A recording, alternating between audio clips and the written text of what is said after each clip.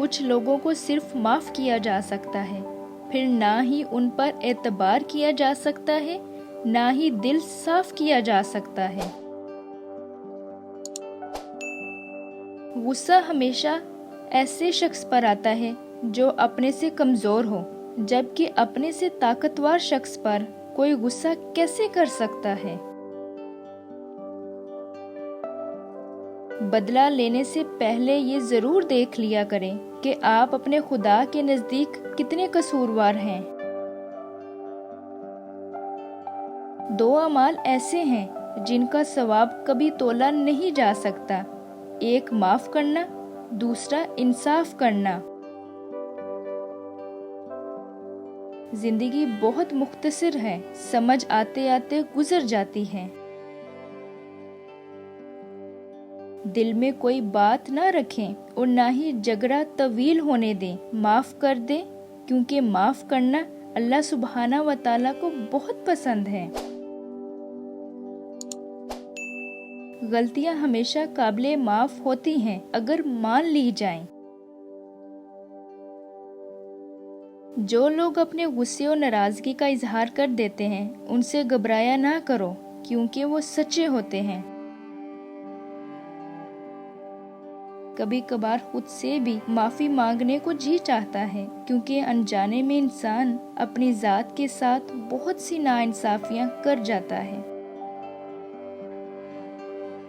اس سے ضرور معافی مانگو جسے تم چاہتے ہو، اسے مت چھوڑو جو تمہیں چاہتا ہے، اور اس سے کچھ نہ چھپاؤ جو تم پہ اعتبار کرتا ہے۔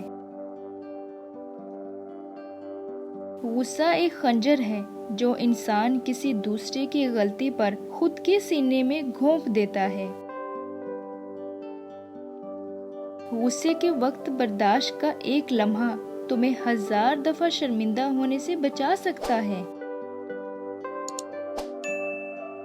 لوگوں کو اسی طرح معاف کرو جیسے تم اللہ سے امید رکھتے ہو کہ وہ تمہیں معاف کر دے گا۔ غصہ وہ سلگتی ہوئی لکڑی ہے جو دوسروں کو جلانے سے پہلے خود جلتی ہے۔ غصے کے وقت تھوڑا رک جائیں اور غلطی کے وقت تھوڑا جھک جائیں، زندگی آسان ہو جائے گی۔